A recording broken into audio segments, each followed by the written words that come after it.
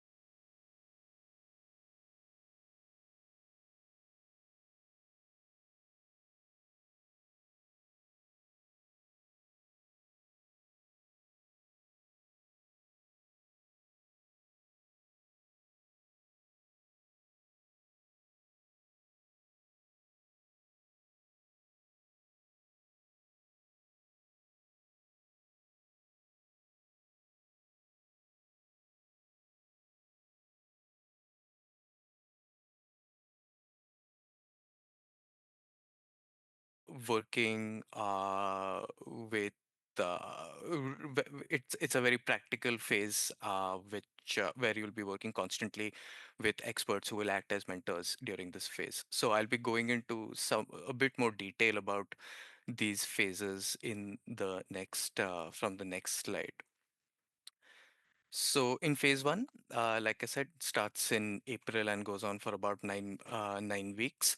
The objective is that by the end of phase one, you will have developed strong foundations in drafting claims and specifications, and we hope to have built a confidence in you to be able to assess inventions and start formulating some credible claims. During this phase, since this is online, we'll be using primarily four different types of e-learning tools, which will involve distance online modules that will be available on our platform. There will also be live lectures, either weekly or bi-weekly. You'll know schedules closer to the start of the course. And also accompanying these two throughout the first phase, there will be a number of practical exercises and a lot of quizzes which you can take by yourself just to assess your own progress and also helps you with revision going forward.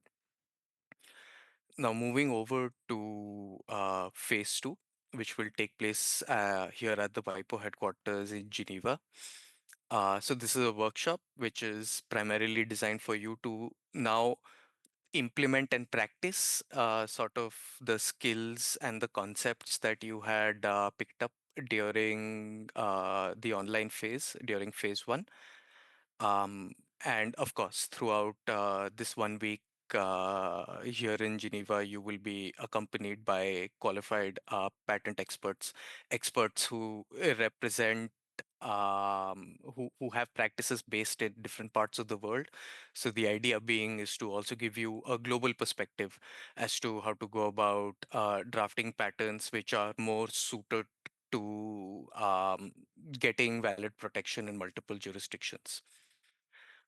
Broadly, the phase two will cover four themes, which is an introduction to drafting, drafting claims and specification, drafting claims for different types of technical fields and jurisdictions, and finally, the final is a review and assessment period, which is the fourth theme. Um, so far, as I'd shown you on the last few slides ago, so far The dates for this phase two are June 23rd to 27th. These are still, please keep note, these are tentative dates, and we will be confirming the final dates as and when you get your acceptance notifications from us. Now, moving on to the final phase, final training phase of this program, which we call a mentoring phase. This will also be conducted online using the Wipo e-learning center, and this starts sometime around August and goes on for about 9 to 10 weeks. Throughout this period, your work will involve more advanced but practical pattern drafting exercises.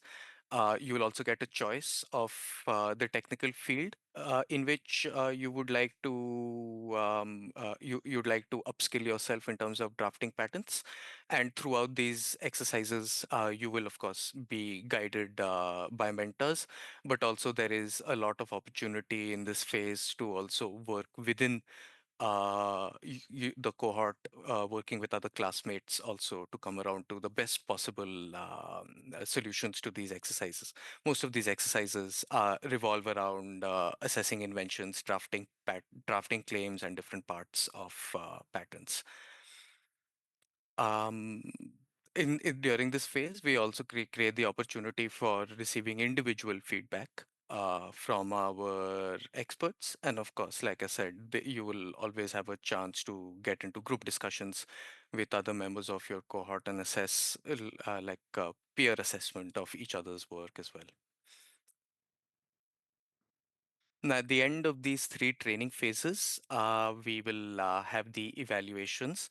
Yes, perhaps one thing I should have also mentioned more clearly, since we are now at evaluations, you will notice that all these three phases have a certain weightage as to the total grade, your total grade at the end of the course.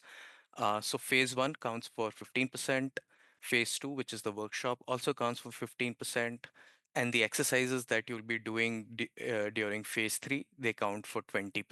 So up until phase three is 50% of your grade. And then once you finally come into the final evaluations, that is what comprises the remaining 50% of the grade. This again, the objective of these evaluations is to assess all the knowledge and skills you've picked up over the last three phases. And particularly, these evaluations are split across two parts. There is a multiple choice question component, uh, followed by a set of written drafting exercises. So these two combined in the final evaluations account for 50% of your grade. Please also take note of the fact that at the end of the entire course, meaning phases one, two, and three, and the final evaluation, you will need an overall grade of 65% to have been considered as passed in this course. Now, moving on to something which is of more immediate interest to those who have joined here today is how to apply to how to join this program. So, uh, so um, at that point, you should visit the link that has been posted here. I will also ask my colleagues if they can also post this link on the chat. So on this link, you'll find the registration link, and and we've also clearly mentioned the deadline, so you need to apply by that date.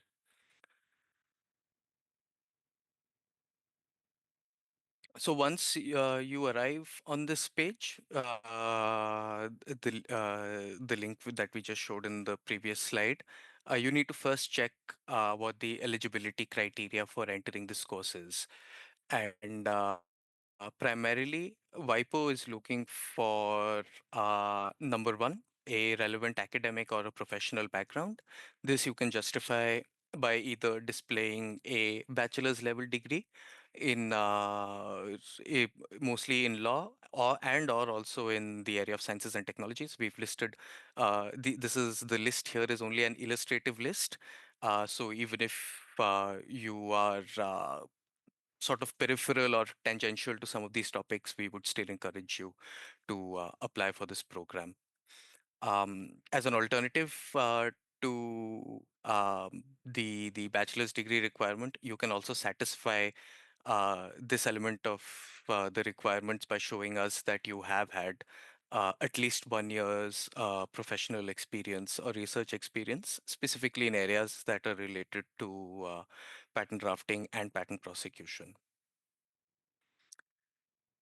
So these were what we're talking about right now were the academic and the professional background of the participants we're looking for. Now on to the existing knowledge set and the competencies. So we expect you to be able to demonstrate at least a general knowledge of intellectual property or and patent law, which is at least equivalent to the DL 301 advanced course on patents, which is run by the Wipo Academy. um, that you're here, that you received our notifications for this information sessions. I trust that a lot of you will have already completed this course. In case you haven't, you are also eligible if you have studied a similar course on patents, but outside of the WIPO or WIPO Academy. Say, for example, as part of your university curriculum, or if you've gone to another online learning, distance learning institution where you've picked up a similar course, uh, please give us those details in the application. Or you can even tell us that many times we've noticed that, like, I mean, traditional tracks of education and training don't always apply. So you can even tell us that absent any prior training on patents or patent drafting, you can tell us that if how you've acquired this knowledge either through on-the-job experience or through some other research experience picked up in a professional setting, essentially. Since we do get a lot of these queries at the time of applications, we'd also like to clarify that if you've done the DL 320 course from the WIPO Academy, which is the basics of patent drafting course, even that applies in terms of this eligibility requirement. And finally, WIPO also expects you to have excellent writing and speaking skills in English. This also we request that you demonstrate to us either by showing that you've completed at least a bachelor's degree or higher in English, or if you have any of the relevant TOEFL or IELTS scores that you've taken in the last 3 years. Now, once you have assessed and determined that you in fact meet the eligible criteria, you must complete and submit your application form. Like I said earlier, the deadline is January 12th, 2025. And at the time of preparing your application, please make note of the documents you're required to submit along with it. So that's a list of required documents. All of these, you can see they correspond to the eligibility requirements that we just went over. And we encourage that you use them to show how you fulfill the eligibility requirements and also as a proof of your professional accomplishments or academic merit. You'll see the ones which are marked with stars. Those are mandatory documents. So those are the university transcripts and identification documents, while the rest are optional. Our advice is that you upload all available documents, mandatory or optional, that support your candidature for this course. And the more at our end, also, the more documents we have, the better the decision we can take in terms of admissions. Now, there are also a limited number of scholarship slots which are available for this program, and your applications will be assessed by WIPO, and only the best candidates out of the scholarship pool will be selected. We'll be reviewing. Oops, I'm so sorry. I feel like, yeah, I've skipped a slide. Scholarship comes next. Okay, so what I wanted to say was, uh, that WIPO will be assessing all your application. All these applications we receive, will be reviewing them on a daily basis, meaning that we will not wait till the end of the application period to start reviewing applications, and we'll be reviewing applications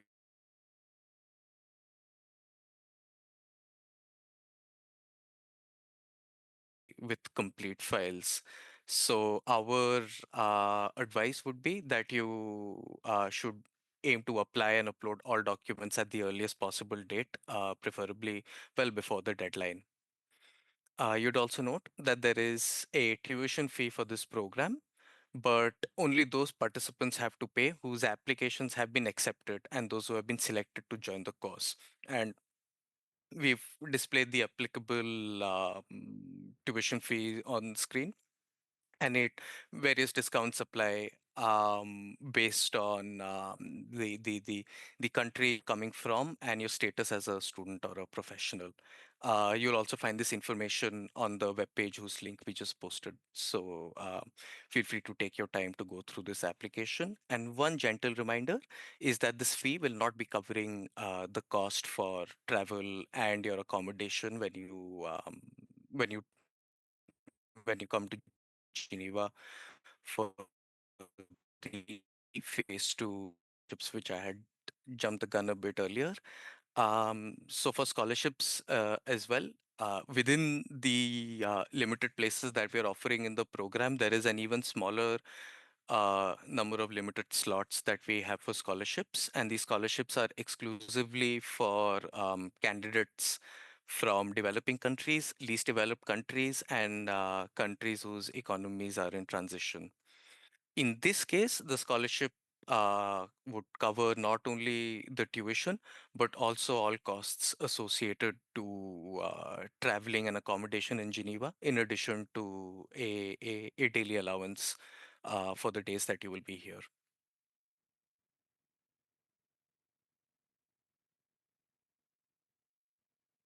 Now, to be able to apply for this scholarship, you need to fill out the scholarship section of our applications.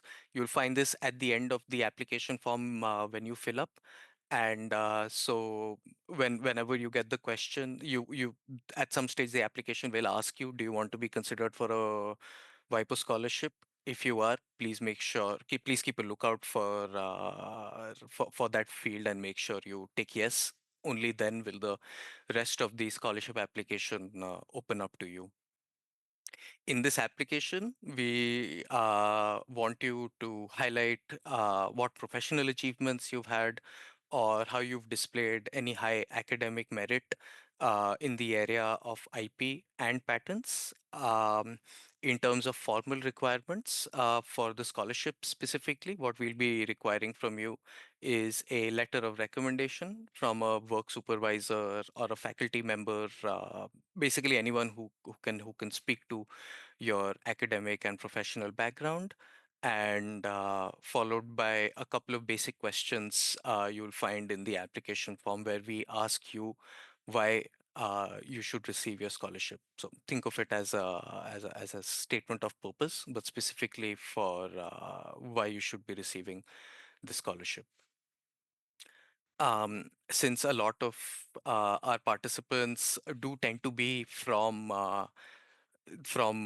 national governments, national IP offices, to them I would like to also clarify that the scholarship process in this course specifically is different from other regular courses which are offered by the WIPO Academy.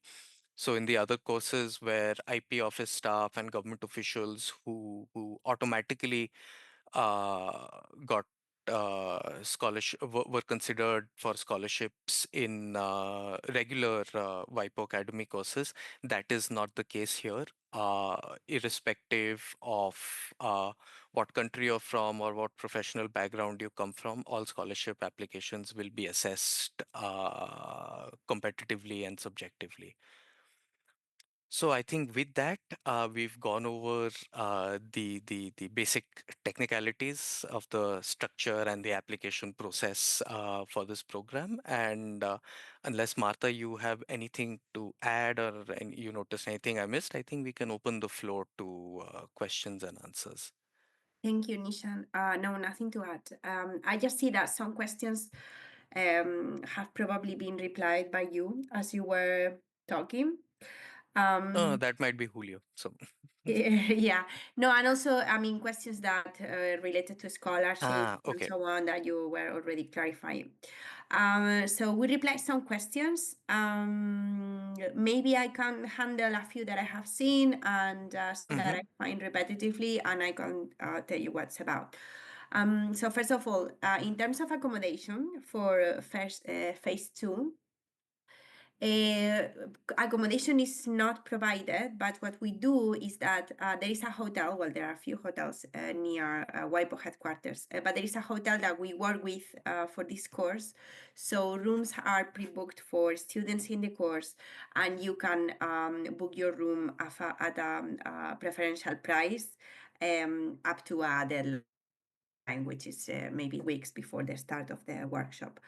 So you have an accommodation recommended, but it's not paid by WIPO. Unless you have been awarded a scholarship, you will receive, when you arrive in Geneva, you will receive the funds of the scholarships, and then you can pay the hotel with that. Another question is how can we be eligible for scholarships? Anybody is eligible for scholarship, so it's very important that you send us a recommendation letter, and that in your motivation you express very clearly why you want to come to the program, and what do you plan to do after coming to the program. But everybody is eligible. The scholarships are not limited to any regions or countries, so anybody could be eligible. But just one caveat. It is sort of limited to those from developing countries, least developed countries, and countries in transition. It is. It depends on the funders we have. So right now, the funders we have had for scholarships, apart from WIPO, it's not covering developed countries, but it did once. So I encourage, especially people coming from developing countries, less developed countries, and so on, to apply. But anyone who needs really a scholarship could also send an application, and then we see what can happen. Okay. Do we need transfers? So, Nishan, I saw a question a few times about what developing country is, what developed country is, like how you Mhm. assess that. So you can do a simple Google search. You'll find a number of United Nations resources where they list developing and least developed countries. So yeah, I mean that you can follow those lists to get a sense of whether yours is a developing country or not. You will also be automatically, once you see the application, once you start the application process, you'll realize that you need to first create a profile on the Wipo platform. And once you input your country there, our system automatically recognizes whether or not that country is considered a developing country or not. So yes, the system is automatically built for it, but otherwise you can there are lists that the UN publishes every now and then with these countries. Okay, thank you. Another question is how many hours per week the course take? Well, it depends on your pace in the distance learning. The week in Geneva is very intense, so it's a 5 full day workshop. And the other online parts, phase three, is about 10 hours, 10, 15 hours per exercise, and there are 4 exercises, and you have 10 days to do each of those. And DL1, I would say maybe it's like 15 hours per week maximum. And you Yes. can also do it at your own rhythm, right? Yes, exactly. So the idea for this program was to have this hybrid model was to accommodate the fact that a lot of people here already have like professional lives outside of this program, like they're not full-time students, so to speak. So, like Martha said, we're looking at around 14 to 15 hours per week of commitment. So that boils down to about 2 hours a day. And but that 14 to 15 hours, mind you, also includes the live lectures that we'll be having and the time it takes you to do your practice exercises, which you will find on the platform. So it's 15 hours is not just reading time. 15 hours per week is what we expect is your total time commitment to this course. Thank you. I also see questions about am I qualified to apply? I have this experience. I don't have experience at all. Okay, so this course is very purpose oriented. So it's obviously a very technical course that is addressed to those who actually want to draft patents. So this is not a general course on patents. It's not about theoretical concepts in patents. So it's really about drafting patents, drafting claims, and transforming inventions into a patent application. So the level of previous experience can vary. So you can have more or less experience, but what you definitely need is some knowledge of patents already. So this is not your entry point to the intellectual property or patents world. And you also need a reason why you want to come to the course. Otherwise, you are going to get bored. So you really need to know what a patent is, and you need to be sure that what you want to do is draft patents, or you need to have a sense of it for other things you want to do regarding patents. Also, I see questions on whether you need the deal course compulsory to apply. What you don't need. So this is a way that we measure that you have some knowledge of patents. So you can either have that DL course, or you can have some equivalent knowledge on patents that you can justify in your application with your CV, with any certificate you have for something that you have studied before or worked before in relation to patents. Mhm. So just as an example, like, I guess some of you here might be lawyers who've gone to law school. So say if you've done like 1 semester or 2 semesters of patent law, like you would qualify for this requirement. If you've done patent courses of similar length, say from the EUIPO or any other IP offices that offer such trainings, then also we'll consider. What we're looking for is, like Martha said, it's a very purpose-oriented program. So what we're looking for is that when people enter the course on the first day, everyone is at like at least a basic initial level, so that it also doesn't become unfair, for someone who doesn't have that initial understanding, for them to then have to catch up later. And beyond the DL requirement, like I also said in the presentation, if you don't have anything, like if you haven't formally done any of these pattern related courses, you can also tell us how through work experience you've been able to pick up pick up that skill set. We know we have a lot of instances where people working at technology transfer offices, even though they haven't formally done any kind of training in the area of IP or patents, but just have been working with patents because they work at a tech transfer office. We also There have been instances where we have considered them as eligible under that criteria. So yes, like I mean, what we mentioned is like just and like signposts for you to see where you stand. But yeah, nothing here is to discourage you from applying. Yeah, another question is about the tutors. So the tutors for the program, we have one set of instructors for the phase one, who come from different jurisdictions, United States, India. I mean, it varies every year, but they are patent attorneys coming from very renowned law firms or other companies where they draft patents.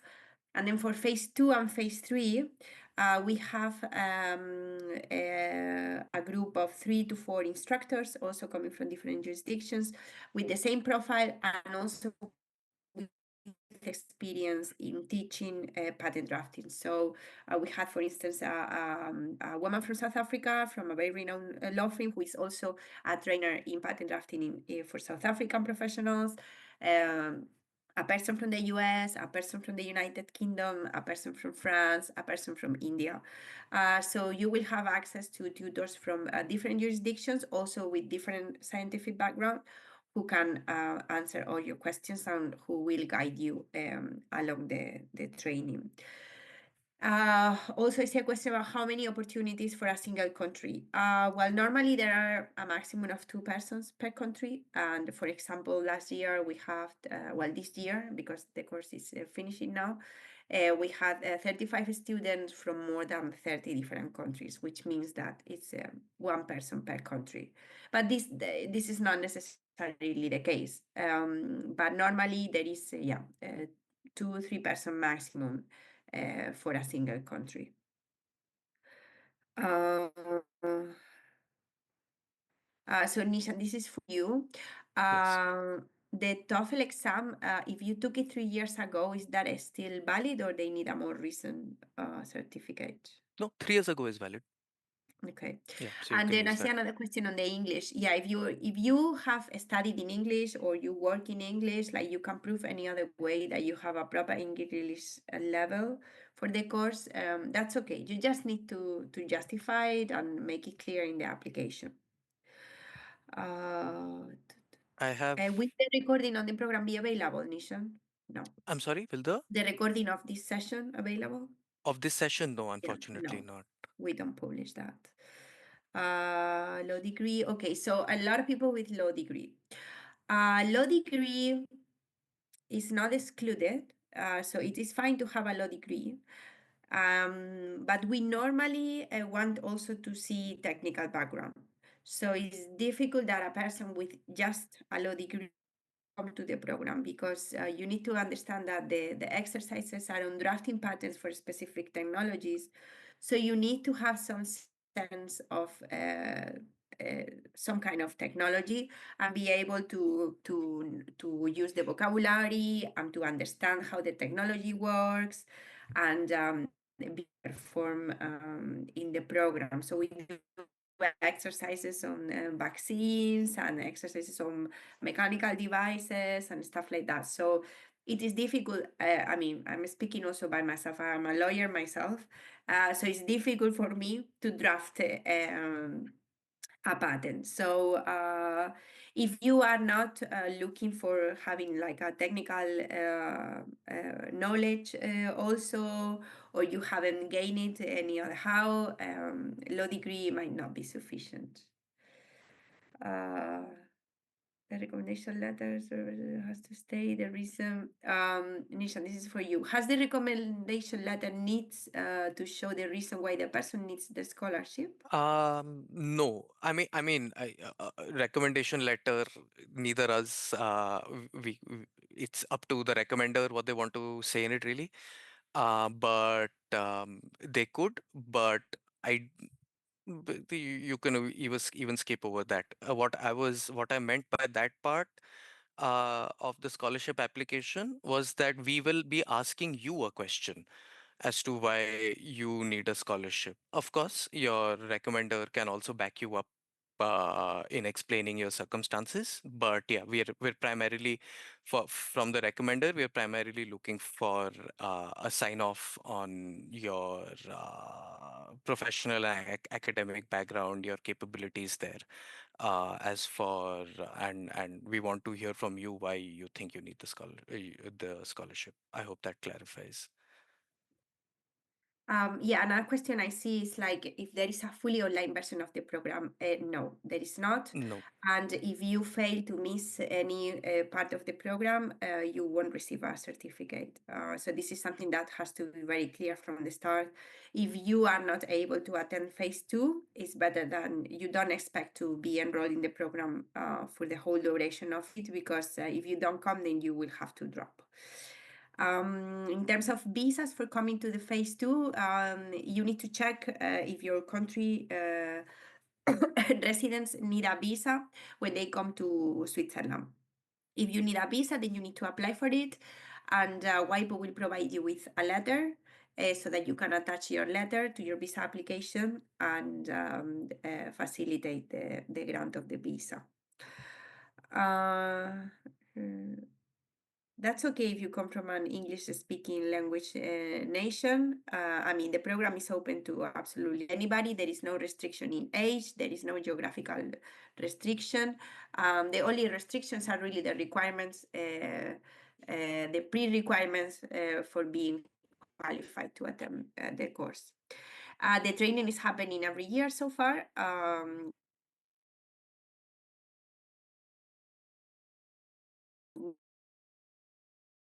We don't know about 2026. Um, any scientific education is fine. We don't exclude any technology. The only fee is the registration fee. Uh, but if you are attending the program for phase two, you will have to you are responsible for buying your flight and for paying your accommodation unless you are granted a scholarship. Most people come self-paid, not under scholarship. So don't think that if you don't get the scholarship, this is an exception, because the exception is really to be granted the scholarship.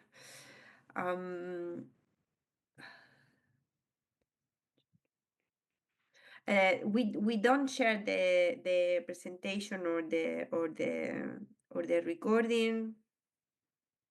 But I mean, most of the The information. presentation, can we share the presentation, Nishan, or no? Maybe we Unfortunately, don't do. no. But like all the Okay. information that we shared in the presentation, you can also find on that on the web page, whose link is here in No. the chat. This session is really the point of this is what we're having now is for you to be able to ask us these gray area questions. This But is a question that is maybe applying to some of the applicants.